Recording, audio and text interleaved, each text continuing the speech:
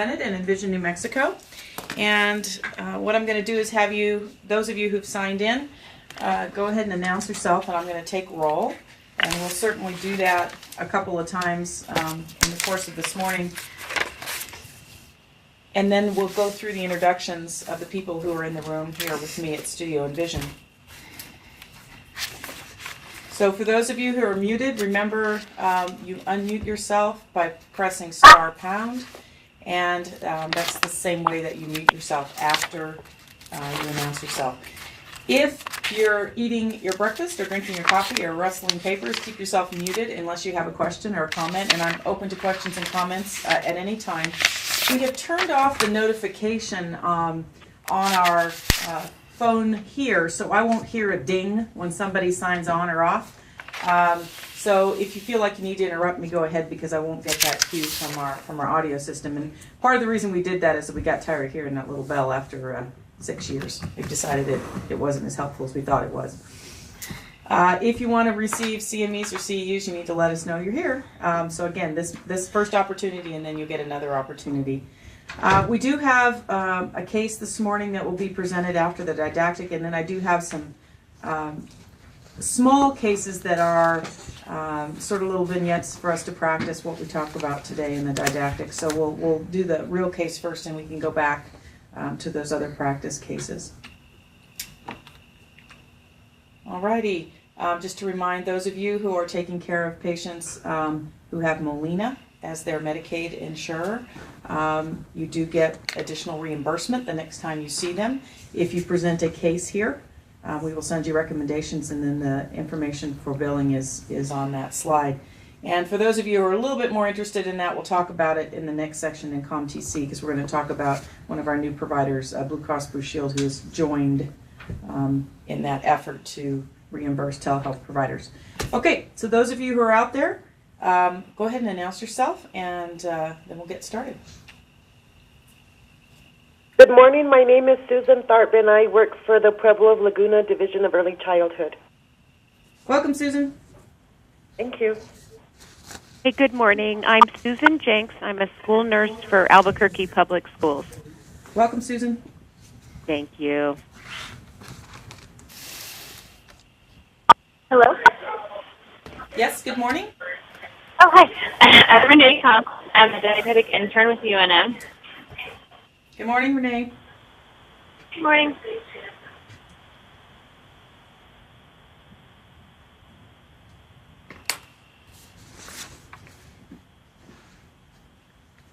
Hey, do we have anyone else out there? Hi, yeah, I'm Angela Borrego. I'm a dietetic intern with UNM as well. Good morning. I'm Megan Anderson. I'm a registered dietitian working with a program called Fit Kids in Arizona. Glad to have you. Thanks.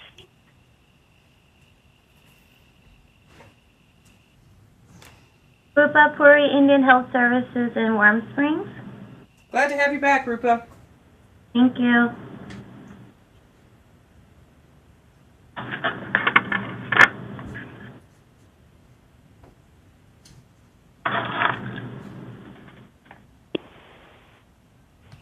Okay, do we have anyone else out there that hasn't announced themselves?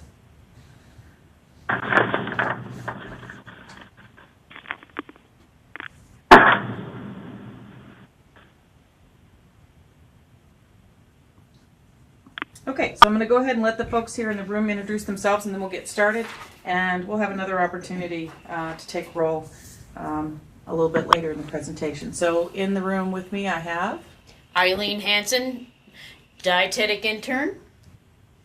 Sarah Anderson. I'm a certified health educator and a quality improvement specialist for Envision.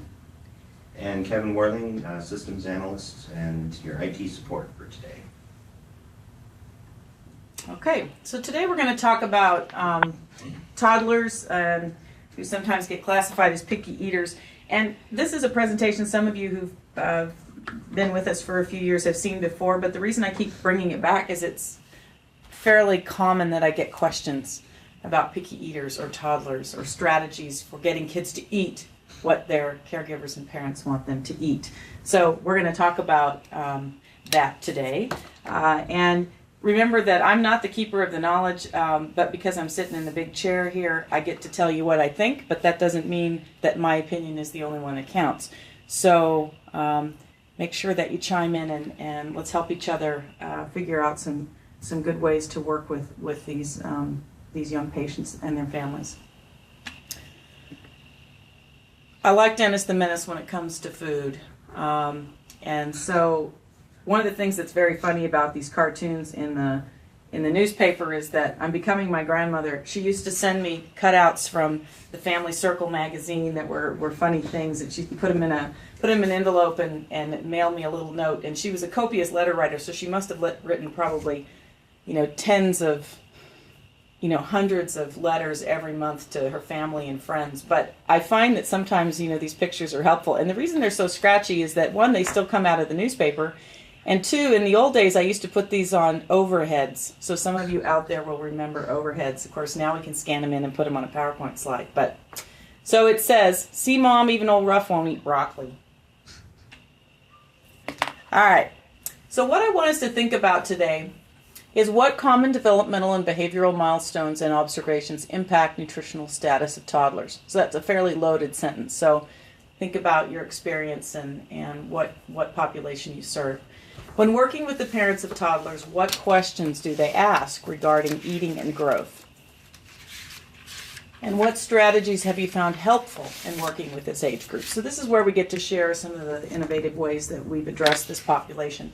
Now, the one group that I left out here is you could change question 2. When working with pediatricians and nurse practitioners and nurses who care for toddlers, what questions do they ask regarding eating and growth? So that's another group that we'll address here too. Okay, so if we look at where these concerns about infant and child feeding come from, again, I said this is a very, very common question. In fact, one of the folks in my office yesterday brought it up again with her nephew. And so we're actually going to talk a little bit about one of the innovative strategies her sister tried with her 20-month-old. So I think this is something that people are still struggling with. But it's one of the most common behavioral issues brought to primary health care providers. So this could happen in a school-based health center, it could happen at the WIC clinic, it could happen at a regular pediatric visit. The school nurse might get this information from a parent when they're caring for a child in a school setting. So if you think about sort of the numbers, almost 50%, so 25 to almost 50% have concerns around this preschool age or toddler age. And then when you throw in the mix children who have any kind of developmental delay or developmental disability, then you're looking at almost 80% of those children. So it's really, really, really common. And what we need to be able to do is help decide at what level do we need to intervene based on our screening and assessment, and whether or not these concerns are things that are really issues that need to be addressed in a clinical sense or more issues that need to be addressed in a more behavioral and supportive sense. So these concerns actually include food refusal, disruptive mealtime behavior, rigid food preferences, less than optimal growth, and failure to master self-feeding consistent with developmental skills or their developmental level wherever they are.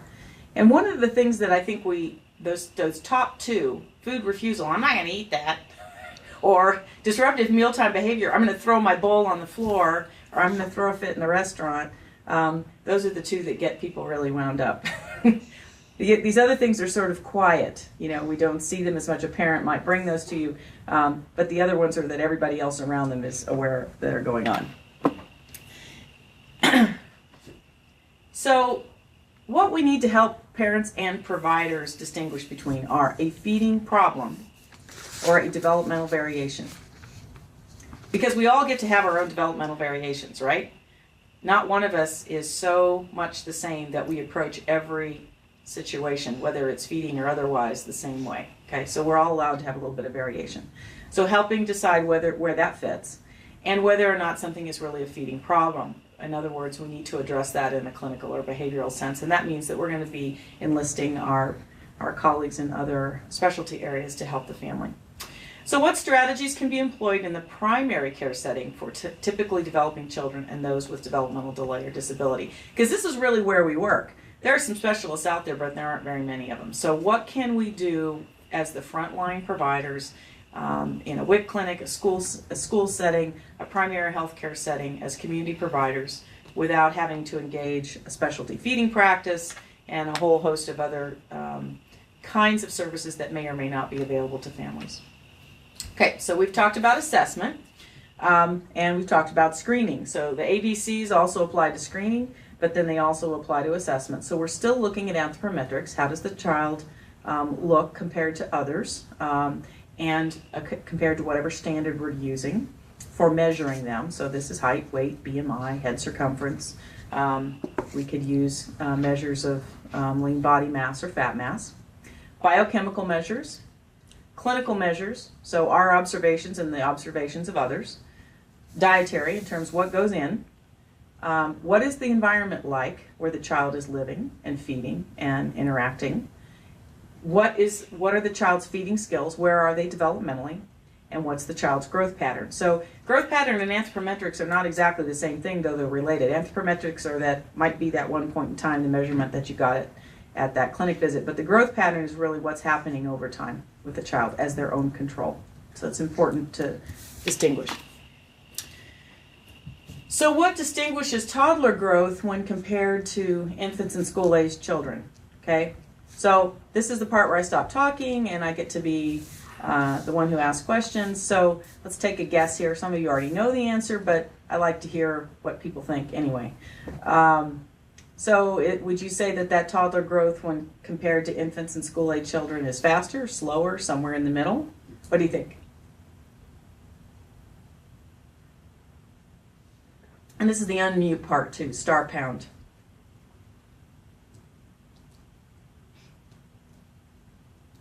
This is Rupa from Warm Springs. I think their growth is slower as a toddler. Yep. It slows down a lot from infancy. So what do you think what effect would that have on a parent who's watching their child all of a sudden refuse to eat dinner? I also work for WIC, and I see a lot of the parents, they're not eating enough, and I try to explain to them that, throughout the day they're going to kind of fluctuate as long as we're offering those healthy meals, and then I kind of bring out the growth charts and show that they still are growing and they still are within the normal ranges, and to kind of confirm that with them, and to let them know that there's a difference in how the birth rate kind of doubles and triples in infancy, and then after that it starts to slow down, and we tend to be a little bit concerned. But if their growth is growing okay, we're still on the right track, I feel. Yeah, no, I think that's really great that you share the growth charts, because I think, we don't get the manual for parenting when the child's born, and so all of these things that happen, those of us who are working with these families basically become the guideposts for explaining what's happening at that particular time. There are lots of books out there, but most of them are not written for parents to absorb all at once so that they know all the answers, as they go into each stage. So really pointing out that there is a change in growth and a change in relationship to food intake, and that we need to help them navigate that so that the parents are comfortable. So what we're going to do is look at this weight gain table. And this was in your handouts, and some of you have seen this before, but it's also something that you can use to share with your parents. It's a lot of numbers on one particular page, but really the idea here is that if you look at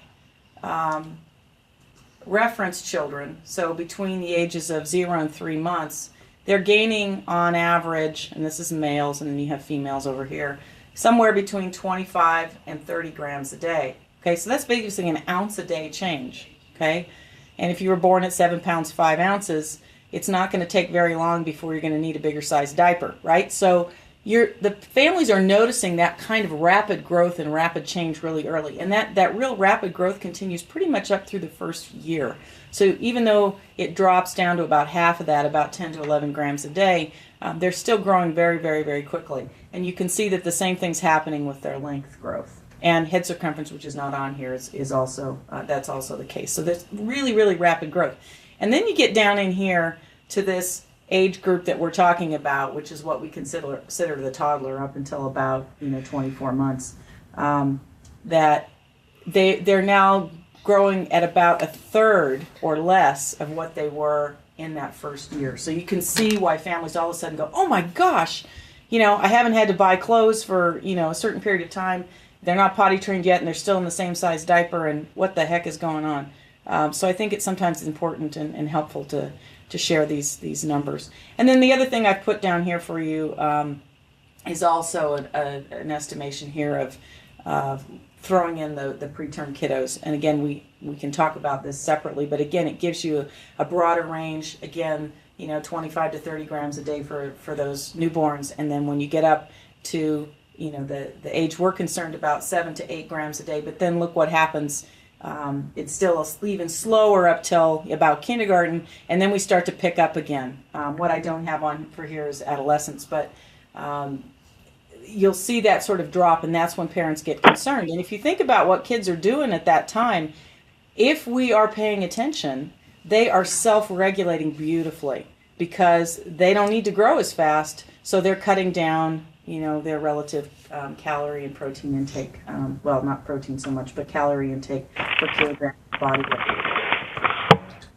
All right, so good segue into what calorie needs are. So if we look at those kiddos at a year, we're looking at around 50 to 100, not even 150 to 80 calories per day, per kilogram per day. If you compare that to what an infant needs, we're looking at 80 to 120, depending on the child, calories per kilogram per day. And their protein needs are a little, are different from the newborns also, in that they're a little bit less per kilogram, grams per kilogram per day. But then you see how that really doesn't change a whole lot, and in fact drops a little bit when you get into that 3 and 4 year age child right before kindergarten. So again, slowing growth to almost a third of where they were in infancy, and the calorie needs associated with that are less subsequently. So helping families sort of understand that, because if your kid was growing as fast as they were growing during infancy, they'd be 6 feet tall by the time they started kindergarten, and that would be scary for all those kindergarten teachers.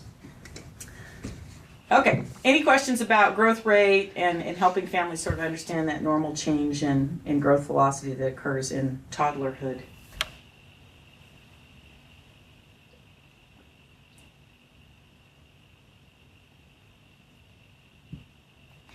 Okay, so let's look at feeding concerns. So these concerns about feeding and eating behavior tend to be classified as existing solely within the child. So we have to talk about whether we agree or disagree with that. Okay, is it all the child's fault is basically what this is saying. And what I would like you to kind of stretch your mind around is that children are part of a family and community. And feeding disturbances, for the most part, are related to physical and psychosocial development in the context of the characteristics of the family. So yes, the child brings their own self to that relationship, but they are in a relationship. So how some of those things get manifested and dealt with and encouraged or discouraged are the dynamics that occur in that family environment. So one of the things I just want to reiterate for all of you working with children, and those of you who have, obviously are working in Wicker schools, probably are pretty comfortable with this, but this is again really important to help families grasp, even for newborns, is the feeding relationship. The parents are responsible for feeding their children. They're not responsible for whether or not their child actually eats what's offered, okay? So parents are responsible for providing appropriate food at appropriate times in appropriate quantities, okay? And the infants, so infants up to age 6 months, are responsible for how much they eat and everything else about eating. And they're very good, if we are helpful with parents and caregivers, at cueing their caregivers about hunger and satiety. So the breastfed infant is the classic example. That baby will fall asleep at the breast or stop eating or let go when they're done. And the mom, if they're really comfortable with that relationship, will let that occur and not be worried about how many ounces the baby consumed at that breastfeeding. And the baby who's still hungry will let their mom know, I'm still not done yet. Okay. Now, at 6 months to 2 years, again, breastfeeding infants, around 6 months or so, probably families are going to be introducing solid foods, so it gets a little trickier here at that transition. But again, when that child arrives at the family table, the job of the family is still to provide appropriate food at appropriate time in appropriate quantities, and then the child, based on their development, needs to decide if they're going to eat and how much. Okay? And this is great for parents because they realize they can set some fairly rigid guidelines around when food happens. In other words, you don't get to eat all over the living room. You don't get to eat in the backyard. You don't get to get in the snack drawer every time you want. But it also allows them, too, to be a good gatekeeper when it comes to deciding the healthy food that's offered to children, and allows the child to understand that they're not going to starve, that there's always going to be food available and that they can count on it occurring at a regular time. Now, again, we're talking about a situation here. We have a typically developing infant in a family who is not stressed out by food insecurity or other issues. Okay? So once we add those things on top of this, then again, we have to approach this from one, maintaining the feeding relationship, but how do we do that within the context of those barriers?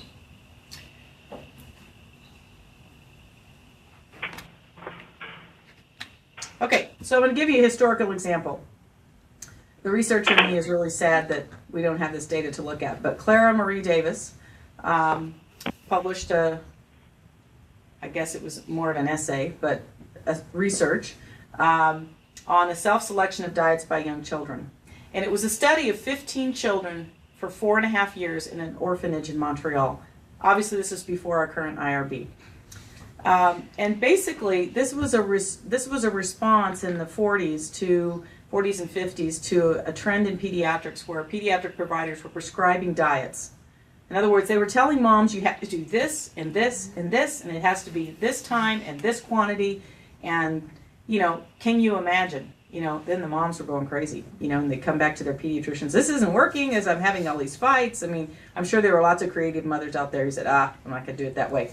But there were a lot of frantic mothers trying to figure this out. So this eating experiment occurred, allowing these children in this environment to choose how much or how little to eat of 33 available foods. Okay? Now, again, 1939. Okay? So I guess actually she was in this was the 20s that she did this research. What happened with these children is that they were all healthy and they all grew really well. The trick here, and this is what we want to reinforce with our families, was offering foods that were considered to be healthy and nutritious. So again, it's appropriate foods at appropriate quantities at appropriate times. The kids couldn't make a bad choice. They ate the food at the meal times when they were hungry. They stopped eating when they weren't hungry anymore. The food was put away, and these kids did great. The sad thing is that she died in 1959, and of course there were multiple papers written. These kids had all of their growth cataloged and all the food that they ate cataloged, and then before 2000, sometime in between 1959 and 2000, these records were lost. They were thought to be thrown away, and so when she presented her work initially, there wasn't any breakdown of the data, charts, tables, analysis of intake, because the statistical methods we use now were not as common, and just tabulating all of that. Can you imagine doing that on a legal pad? And then, even people weren't that good at typewriters at that point. We had typewriters, but not like ones that make tables. I mean, you'd be sending that stuff to a real printer, a book printer, to have it put in any kind of form that you could read. So the sad thing is though, if we'd been able to get a hold of all of that stuff, it would have been really interesting to kind of dig through it. So problems, and when we look again, classifying these feeding concerns that are common to pediatricians and pediatric practices, is that a problem is a behavioral manifestation that is serious enough to disrupt the child's functioning with peers, in school, or in the family. and it may result in nutritional, medical, or growth concerns. Okay, so we're going to have a talk in a couple of weeks by one of the LENS students that I work with, who's an occupational therapy graduate student, who's going to talk about these feeding problems, some of them, and issues that occur in children with autism. And I encourage you all to come listen to that because she's doing some research. So this is part of her initial lit review of what's out there. But in that sense, when we look at disrupt the child's functioning with peers in school or in the family, you could see where a child who has some developmental concerns might actually have that manifesting itself, and that would be something that would need to be addressed in a more multidisciplinary way. Developmental variations are behaviors that parents may raise as a concern with their primary care provider, but they're within the range of expected behaviors for age of the child and stage of development. Okay, so it doesn't mean that they don't irritate people. And it doesn't mean that they're not challenging for the parents, but our approaches to those things are going to be different because what we're dealing with at that time is probably a typically developing child who's exerting their independence, and we need to help channel that independence in a positive way and not frustrate the parents at the same time. So keep in mind that developmental progress of children who have developmental delays, the expectations for where they are in terms of their ability to eat and feed themselves and communicate satiety and hunger need to match wherever they are developmentally. So if they're delayed, we're not looking at the age, we're looking at what their overall development tells us. And in this case of a developmental variation, overall health and development is not compromised. They might be driving their parents nuts, but they're otherwise doing fine. Okay, so here's some examples. Infants, distracted feeding at the breast. And the infant wants to see what's going on. Those of you who have breastfed, this happens around 6 months, and we tell mothers they need to go sit in a dark closet and breastfeed their child. I mean, I'm saying that in a funny way, but if you have been feeding your infant in public with a blanket over your shoulder, all of a sudden in the middle of the mall where you've been quietly able to do this for months, all of a sudden the baby grabs the blanket and yanks it off and you're exposed to the world. It's because that child has just decided there must be cool stuff going on that they're missing and they're tired of being under a blanket. Very embarrassing for you, but very normal for that child. So you might want to pick a new spot. But what happens at home too is that when before you could nurse your infant in a group, within the family, and the baby would eat and everything was fine, now you actually have to go back into a quiet corner and accomplish that because the child will continue to pull away from the breast, not because they're not hungry, because they're just so interested in the rest of the world. That's a normal developmental variation, and there are strategies for that. Infants may have a preference for a particular position of the nipple or for the bottle feeding. Again, perfectly normal, and people adapt to these things. And they also vary their quantities of intake, and we want to encourage that because that's self-regulation. And if we preserve that self-regulation with good communication between the parent and the caregiver and the child, then we aren't going to be looking at children who are overweight later because they know how to stop eating when they're full. Toddlers have food jags. In other words, they decide they're only going to eat peanut butter for the next 4 weeks. Usually doesn't go on that long, but very frustrating for families.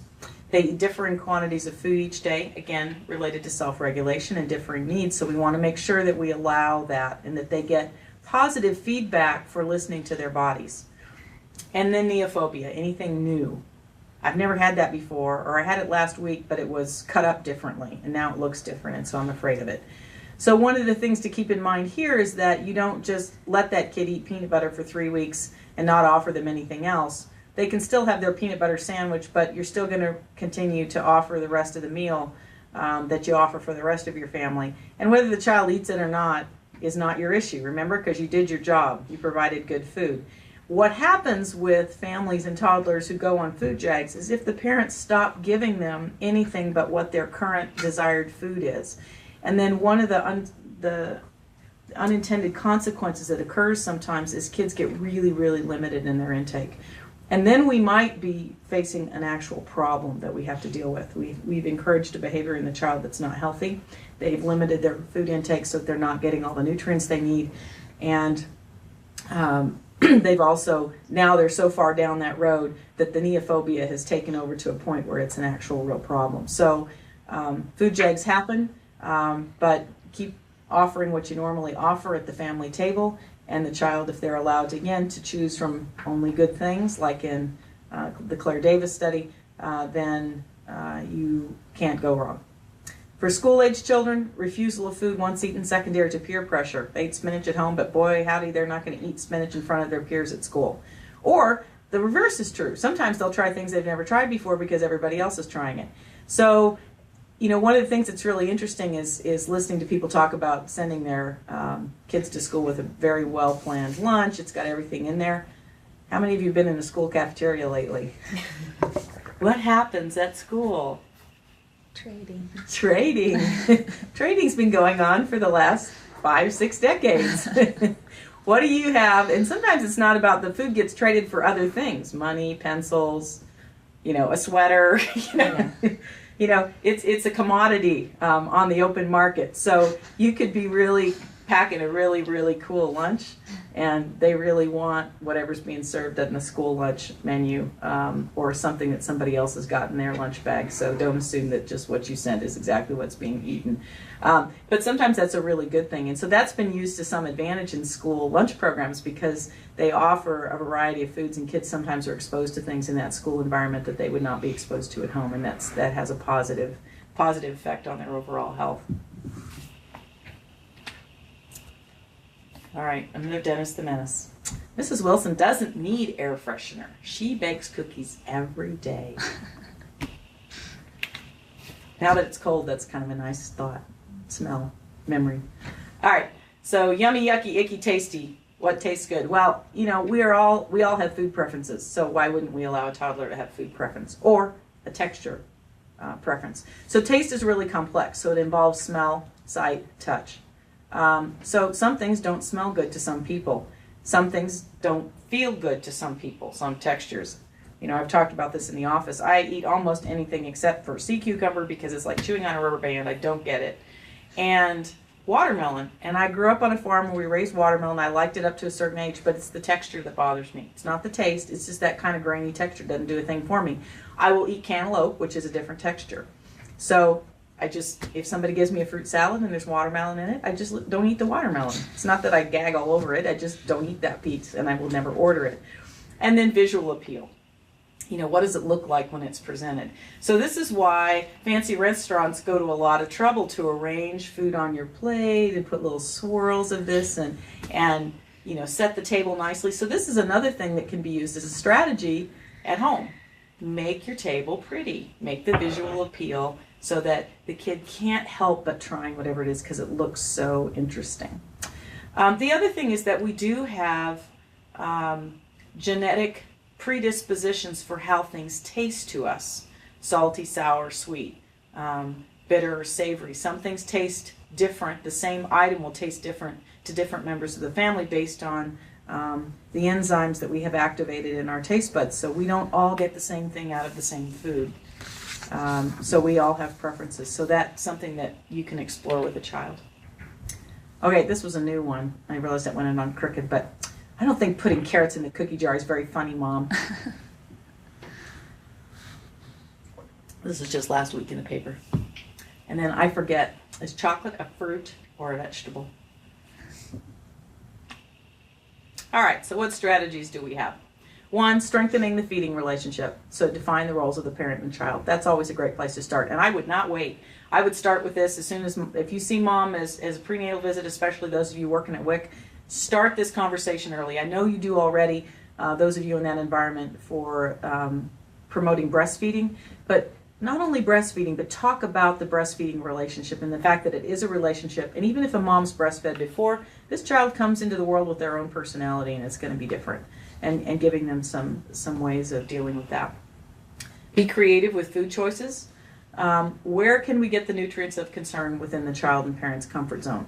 So we don't all have to eat the same thing. And really food is not worth fighting over. So, if mealtime has become an unbearable exercise every day for your family, then there's probably really something going on that needs to be addressed. So we want to stop the food fights. Empower parents and caregivers to adhere to their role. And one of those things is helping them figure out what's a reasonable timing for meals and snacks. Little ones need to eat a lot because they don't eat very much at one time. So I say not eat a lot, eat frequently. So 3 meals, 3 snacks. Usually I talk with families about structuring things around their activities so there are 2 to 3 hours between meals and snacks, not any more than that. So if a child refuses lunch, they are not going to starve to death in the next 2 hours, but the child can count on the fact that there's going to be a snack. And it's going to be a snack that the parent planned, not what the child demands. If you're going to be out in the car, if you have younger kids with older kids in activities, make sure you take your snacks with you. I still joke about my car, the soccer mobile. It's got, water and peanut butter crackers and the first aid kit and all that stuff in there. But sometimes it's my husband I need to have the snacks for. So, but they're always there. Meals and snacks occur in prearranged locations so that there's decreased distraction. Don't eat with the TV on. Don't let kids just get in the snack drawer anytime they want, because what you're doing is, one, you've lost a little bit of control over the appropriate food. Now, hopefully you're buying things that they can reach that would fit in the meals. But even when my kids were little, it's not that I didn't let them get in the snack drawer when it was snack time. I just made them ask me so that I was just aware that eating was going on and would keep the food in the kitchen and that kind of thing. Also helps for bug control and vacuuming and all of that. Offer healthy, nutrient-dense or nutrient-rich foods so that the parents are still the gatekeepers in terms of what's available. And so as educators, then we're educating on appropriate expectations for intake in terms of what quality of food we need to be looking at, the quantity, what is the role of the child in self-feeding wherever they are, and the communication of hunger and thirst, and what does that look like. And we can talk more about those things if you have questions. Dennis, it's almost dinner time. Don't worry, Mom, I'll be finished by then. See, so he's got a drink and a peanut butter sandwich and, it looks like chips too. So do you think he's going to be hungry at dinner? So this is, again, it's not, here's Mom trying to be a gatekeeper, right? In that he got into the food without asking. So yeah, he's not going to be hungry. All right. Nutrient quality, 3 to 4 healthy food items at a meal and 2 to 3 at snacks. So if you have a child who's not, they're not sure about what they want to try, you have some things out there and you're allowing them to choose. Portions should be child size. Allow children to serve themselves if possible. So the best preschools I've been in and visited have been ones that have had small bowls of food set out at the community meals.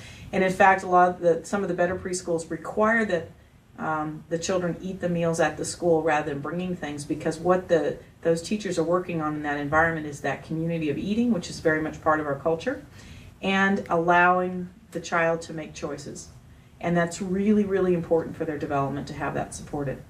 And kids, for the most part, will be very reasonable about how much they take. If you put a spoon in there, they won't fill their whole plate with stuff. They'll take a spoonful of something and they'll go back and get it, especially if they're coached to do that on a regular basis. Just take a spoonful.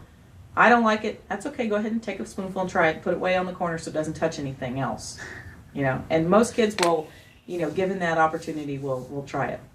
Rule of thumb, a tablespoon for each food for each year of age. Of course, there's a limit to that. As we get older, we don't get to do that anymore. Hand size as you are elementary school and on up to adulthood, that's basically a serving is what will fit in the palm of your hand. And then milk and dairy servings for kids who are at the family table and having snacks, not nursing or taking bottles anymore. 2 to 8 ounces, depending on the age of the child. You want to incorporate variety, and when you can, as soon as you can, involve the child in food preparation and meal readiness. So this can start at the grocery store. Wow, look at all the great colors. You can have people count, the kids can count, they can put 3 peppers in a bag, they can pick out the things that are green, the things that are yellow. Even if you don't buy all those things, you're getting them involved in the concept of eating, and also knowing where their food comes from and the ability at some point to be able to cook. We hope. So if you have kids that you're dealing with, again, strategies around developmental variations, get an idea of the core foods a child likes. And this is a strategy for us as providers, but also to work with the families. Get an idea of how much the child really likes these foods. In other words, the magnitude. If this is their absolute favorite food, or these are the absolute favorite foods, what things are similar across all this? It is always the same kind of texture, same kind of color, same kind of temperature, and that will give you an idea of how to introduce new foods. Again, new foods, you might need to offer them 10 to 15 times. And guess what? If you don't eat that food, do you think your child's going to eat that food? If you're not a broccoli eating family, why in the world would your kid eat broccoli? I mean, they might because they really like it, and I'm not discouraging you from offering it, but if it doesn't go well, it may be because that child never sees anybody in the family eat broccoli. So what am I supposed to do with this thing if it just sits here on the table? Does anybody ever do anything with it? So that makes it really, really hard. And if you're trying to become a broccoli eating family, you can't scrunch up your nose and yuck and gag when you're trying it. Okay? If you need to do that on your own, do it where your child can't see you, because obviously they're going to do the same thing when they get to try it. So you need to model eating that new food. And I'm picking on broccoli. I don't know why, because we always pick on broccoli. There are creative ways of fixing it where people like it. Be sensitive to temperature, smell, and texture because of the things that we talked about already. When children are able, offer developmentally appropriate finger foods. Allow the child to hold the spoon while being fed and trying to feed themselves or herself. It's going to be really messy.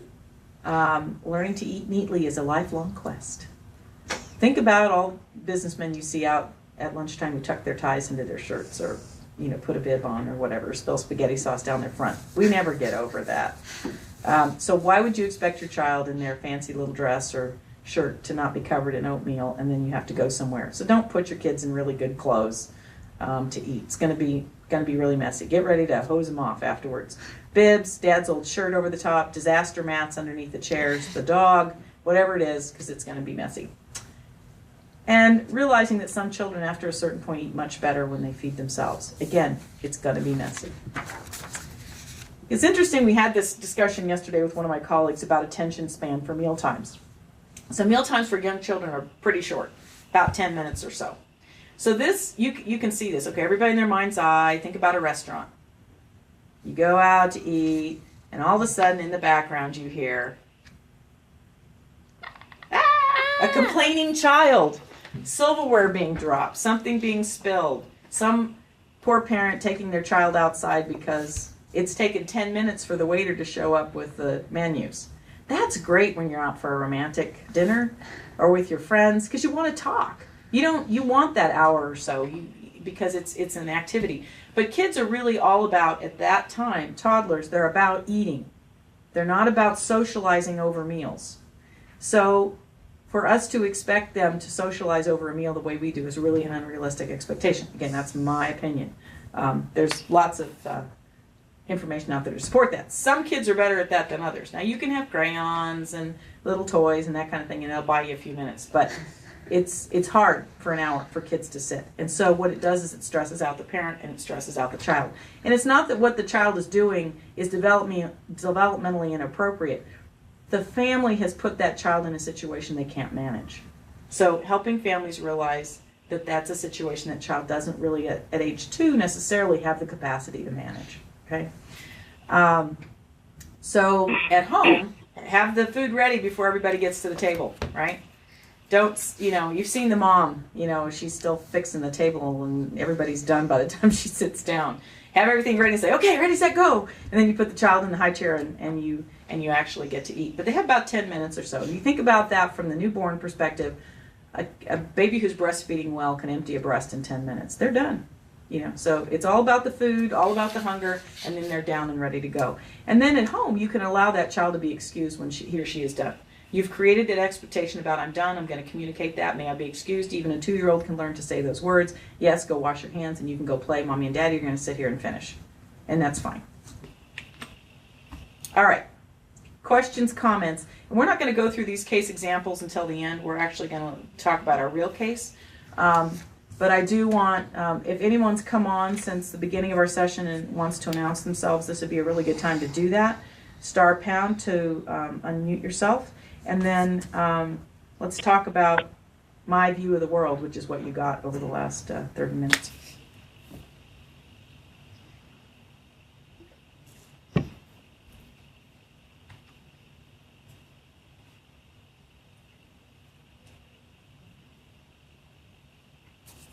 I've stunned you all into silence.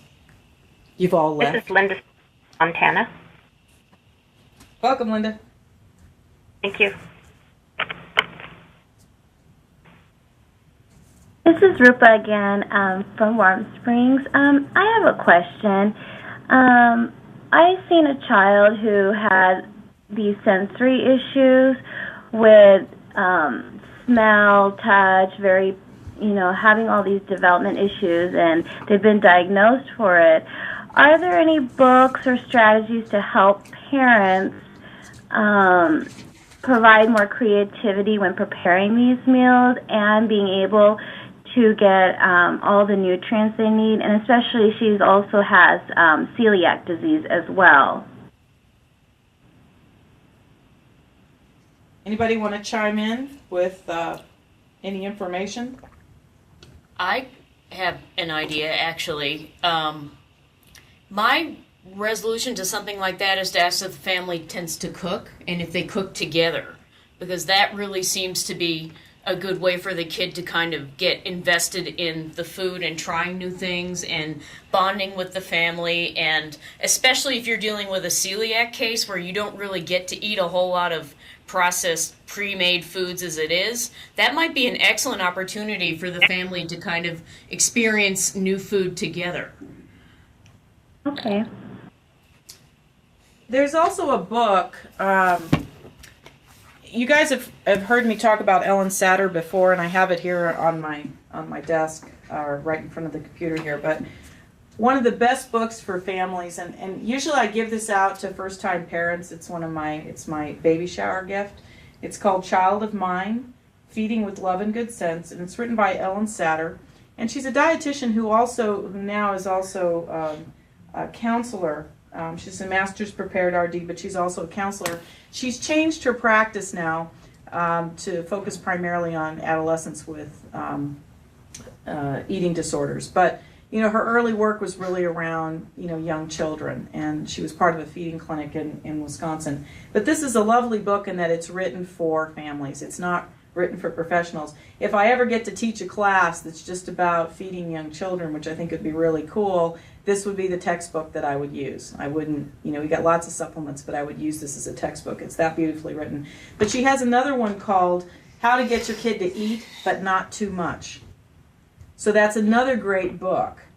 So, Rupa, that might be something that you could have on your shelf and maybe pull some things out of it to help the family. Okay, that's great. Yeah, I'll try that.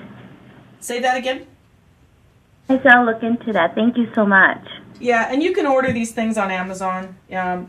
Bull Publishing, that's the publisher, and they're like $15, and it's something you might even want to have in your lending library for your families that come. Something that maybe they could read when they're sitting in a waiting room, or borrow from you and bring back the next time. I really like those, and so there's some really good ideas in there. The cool thing about celiac disease, if you can pull a cool thing out of that diagnosis, is that it's a whole lot easier to manage that now than it used to be, because it's become a fad to be on a gluten-free diet. And so a lot of food manufacturers are putting out some really great products that families can use, and so they look a lot like what other kids are eating. So it makes it easy for the whole family to do that in a way that's not cost prohibitive.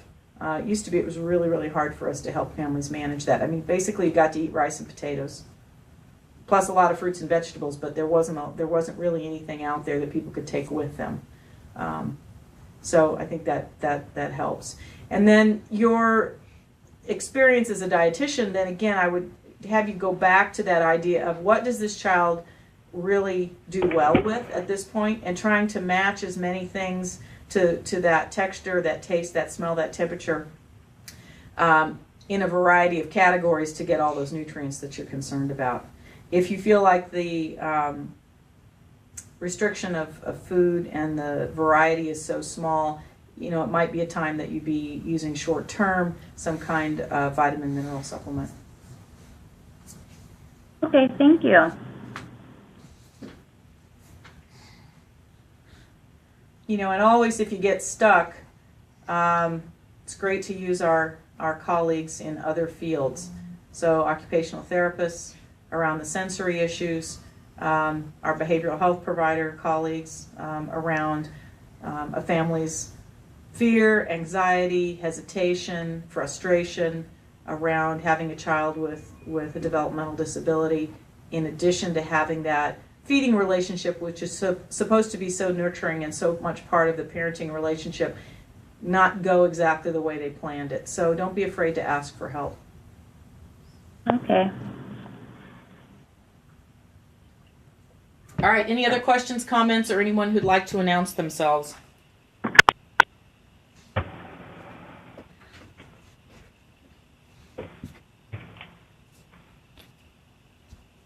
Okay.